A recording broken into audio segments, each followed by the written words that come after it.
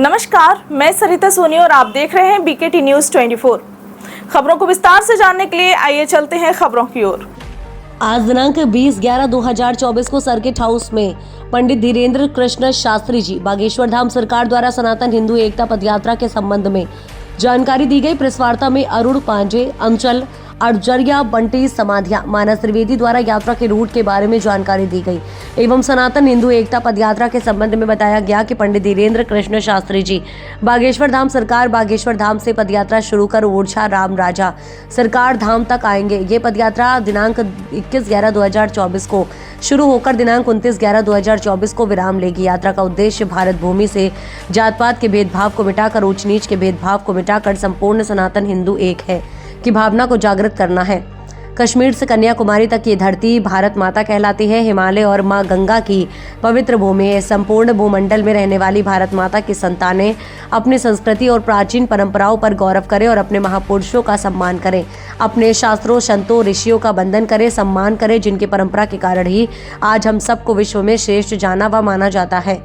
अपनी प्राचीन संस्कृति का अनुसरण करें और प्राचीन सनातन संस्कारों से बच्चों का लालन पालन पोषण करें। ये धरती हमारी माता है, राम हमारे आराध्य हैं, ऐसा भाव लोगों के अंदर जागृत हो। अपने आराध्यों रामकृष्ण शिव नारायण के प्रति श्रद्धा भाव रखें, कभी इनके प्रति गलत व्यक्तित्व ना दें।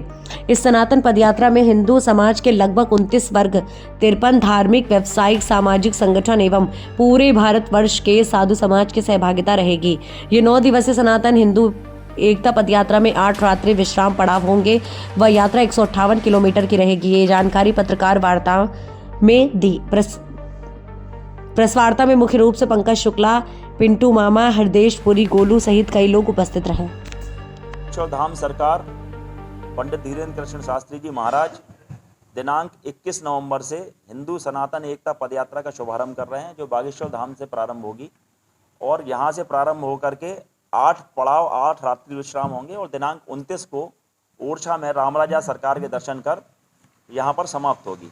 इस संपूर्ण यात्रा में देश भर के साधु संत हिस्सा ले रहे हैं और इस हम लोगों को जो अनुमान है, जो उम्मीद है कि इस संपूर्ण यात्रा में बागेश्वर धाम से लेकर के ओरछा धाम तक जो 158 किलोमीटर की यात्रा है, इसमें तकरीबन 24 लाख लोग के आसपास हिंदू लोग शामिल होंगे और गांव-गांव में इस यात्रा का जहां से भी निकलेगी भव्य स्वागत होगा और देश भर का समाज इस यात्रा में जुड़ने का काम करेगा।